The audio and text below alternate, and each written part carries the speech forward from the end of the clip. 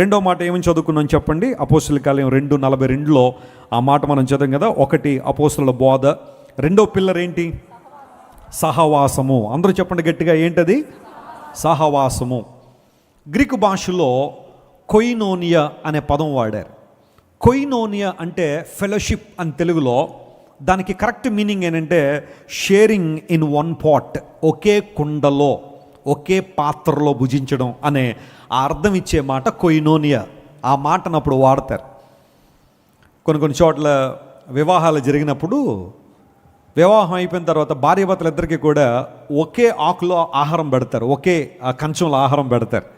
దాని అర్థం ఏంటి, ఏం చెప్పాలనుకుంటారంటే, బాబు ఈ రోజు నుండి మీరిద్దరూ ఒకటే కంచం, మీరిద్దరూ ఒకటే అనే విషయాన్ని వారికి తెలియచేయాలనుకుని ఒక కంచంలోనే భోజనం పెడతారు. అలా అని చెప్పి రోజు ఒక కంచంలోనే ఒకళ్ళు తినమనే ఉద్దేశం కాదు, కానీ ఇట్స్ ఎ సింబాలిక్ మెసేజ్. ఏంటంటే ఇద్దరు ఒకటే, మీరిద్దరు కలిసి ఉండాలి, సహవాసం అనేది నేర్చుకోవాలి. కొయినోని అనే మాట కూడా అర్థం అంటే షేరింగ్ ఇన్ వన్ పాట్, ఒకే కుండలోనిది త్రాగడం, ఒకే కుండలోని భుజించడం, సహవాసము. దేవుని బిడ్డలతో సహవాసం, దేవునితో సహవాసం క్రైస్తవ జీవితంలో చాలా ప్రాముఖ్యమైనది.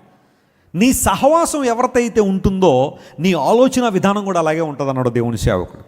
నువ్వు ఎవరితో ఎక్కువ స్పెండ్ చేస్తుంటావో టైం, ఎవరితో ఎక్కువ సహవాసం చేస్తుంటావో నీకు తెలియకుండానే కొన్నిసార్లు ఆ ఆలోచన విధానాన్ని నువ్వు డెవలప్ చేసుకుంటావు. ఎవరైనా త్రాగుబోతులతో సహవాసం చేసేవాళ్ళు ఉన్నారనుకోండి, 3 నెలల తర్వాత వాళ్ళు కూడా ఏమవుతారు చెప్పండి? అబ్బాయి నేను అలా కాదండి, మా ఫ్రెండ్స్ అందరూ తాగుతారండి, నేను ఓన్లీ థమ్సప్పే తాగుతానని అంటారు కొంతమంది. మొదట్లో థమ్సప్పే ఉంటుంది, ఆ తర్వాత మొత్తం వాళ్ళకన్నా ఎక్కువ నువ్వే త్రాగుతూ ఉంటావు. సహవాస పవర్ అలాంటిది.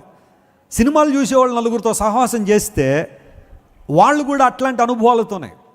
కొంతమంది ఉండి సరసోక్తులు మాట్లాడుతుంటారు, లేదా వ్యర్థమైన మాటలు మాట్లాడి ఆ గుంపుతో కొంతమంది చేరి చాలా ఫన్ ఉంటుంది అనుకుంటారు దానిలో. అలా మాట్లాడి వీళ్ళ మీద చెప్పుకుని వారి జీవితాలని పాడు చేసుకుంటూ ఉంటారు. ఎవరితో నీ సహవాసం? జాగ్రత్తగా గమనించు. లోక సంబంధన సహవాసం ఎప్పుడూ కూడా నీకు ప్రయోజనం కాదు. లోక సంబంధ సహవాసం ఎప్పుడు నీకు శ్రేష్టమైంది కాదు. అందరూ బట్టి బైబిల్లో రాయబడింది, దుష్ట సాంగత్యము మంచి నడవడిని ఏం చేస్తుందట? చెరిపేస్తుంది. Bad companionship corrupts good character. దుష్టులతోనూ సహవాసం చేయడం నేర్చుకుంటే అలాంటి దుష్ట అనుభవాలే నీ జీవితంలోకి వస్తూ ఉంటాయి. లోక సంబంధమైన సహవాసం ఎప్పుడు నీకు నిజమైన వెట్టని ఇవ్వలేదు. ఒక మాట చెప్తాను, చాలా జాగ్రత్త వినండి. పేతురు మనందరికీ తెలుసు, బైబిల్లో పేతురు యేసు ప్రభువుని ఆ గెత్సెమనే తోటలో అరెస్ట్ చేస్తున్నప్పుడు పారిపోయాడు, పరిగెత్తేశాడు. అందుముందే పేతురు అన్నాడు, ప్రభువా ఎవరున్నా లేకపోయినా నన్ను కౌంట్ చేసుకుని నేను ఉంటాను నీతో అన్నాడు. నేను చచ్చిపోవడానికి కూడా సిద్ధమే నీకు అన్నాడు. కానీ తీరా సమయం వస్తే యోహానైనా ఉన్నాడు, కానీ పేతురు గారి దగ్గర ఉన్నాడా? లేడు. కొంతమంది ఉద్రేకపూర్వకంగా మాట్లాడుతుంటారు కొన్ని విషయాలు, తీరా సమయం వస్తే నెరవేర్చుకోలేరు. పేతురు, జాగ్రత్త వినండి, ఎప్పుడైతే ప్రభువుని విడిచి వెళ్ళిపోయాడో ఒక చోట చలిమంట వేశారట. చెప్పండి, ఏం వేశారు? చలిమంట వేశారు. అంటే కొంతమంది బహుశా అక్కడ కూర్చుని, మనం శీతాకాలంలో ఆ సందర్భాల్లో బాగా చలిగా ఉన్నప్పుడు కొంతమంది ఆ ఫైర్ క్యాంపులు పెడుతూ ఉంటారు, లేదంటే ఆ ఫైర్ వెలిగించి చుట్టూ కూర్చుంటారు కదా. పేతురు వెళ్ళాడు, ఆ చలిమంట దగ్గర కూర్చున్నాడు. అక్కడే కదా నువ్వు యేసు ప్రభువుతో ఉన్నావు అంటే నేను లేనని చెప్పి అబద్ధం ఆడడం మొదలుపెట్టాడు. జాగ్రత్తగా గమనించండి, పేతురు లోక సంబంధమైన మంట దగ్గరికి వెళ్ళాడు. అది అతనికి ప్రయోజనం కాల. నిజమైన వెట్టను, నిజమైన సత్య జీవితాన్ని ఆ మంట పేతురికి ఇవ్వలేదు. కానీ పెంతెకోస్తు అనే పండుగ రోజున పరిశుద్ధాత్మ దేవుడు అగ్ని నాలుకలుగా విభాగింపబడి సంఘం మీదకి వచ్చినప్పుడు ఇప్పుడు పేతురు గారిలో ఫైర్ ఉంది. ఈ ఫైర్ ఎలాంటిదంటే అనేక మందిని ప్రభు కోసం గెలిచే అగ్ని. గట్టిగా చప్పట్లు కొట్టి దేవుని మహిమపరచు. లోక సంబంధమైన ఆ మంట, లోక సంబంధమైన అగ్ని పేతురు గారికి ప్రయోజనాన్ని ఇవ్వాల. కానీ దేవునికి సంబంధించిన సహవాసం, ఆ ఫైర్ దేవుని కొరకు జీవించడానికి ఉపయోగపడింది. ఇప్పుడు ప్రశ్న అడుగుతున్నాను, నువ్వు ఎవరి సహవాసాన్ని కోరుకుంటున్నావు?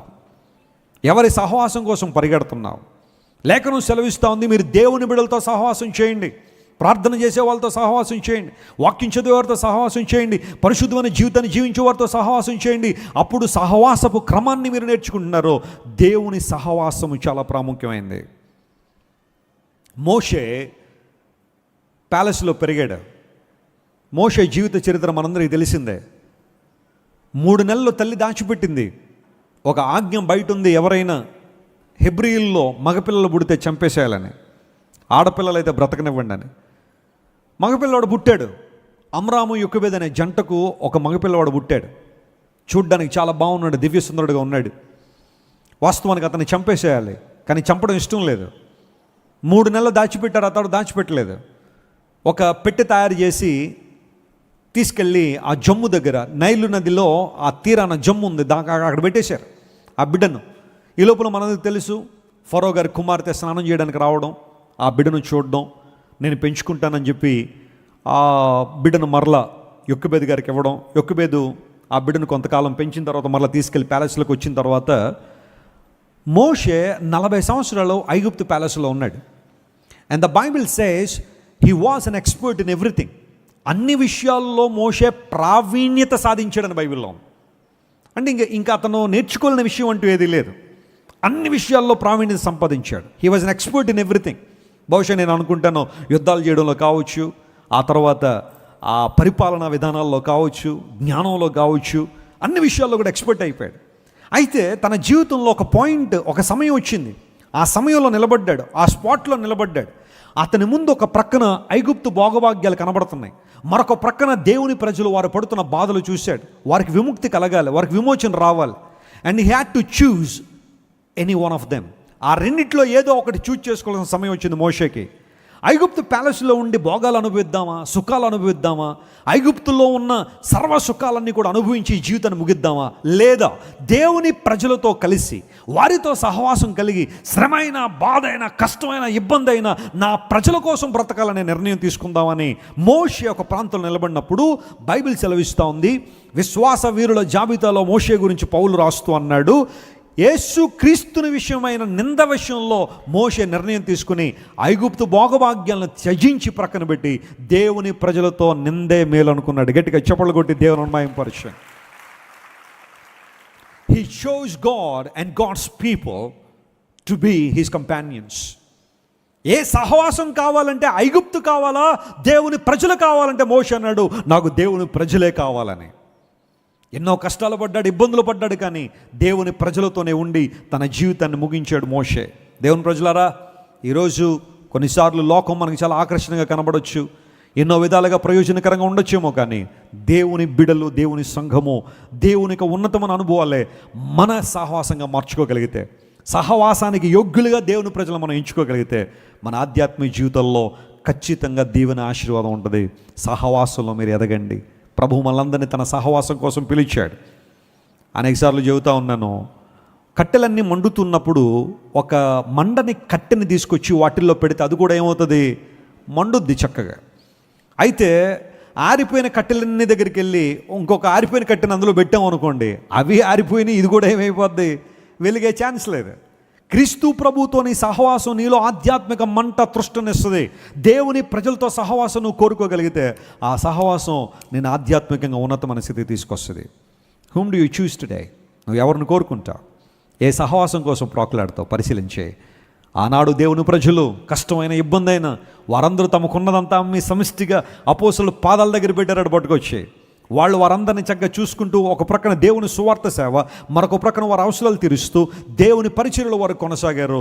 తద్వారా సహవాసం ద్వారా వారు అనేకమైన గొప్ప కార్యాలు ప్రభు కోసం జరిగించగలిగారు. ఈరోజు నువ్వు నేను ఏ సహవాసాన్ని కోరుకుందాం ఆలోచన చేద్దాం.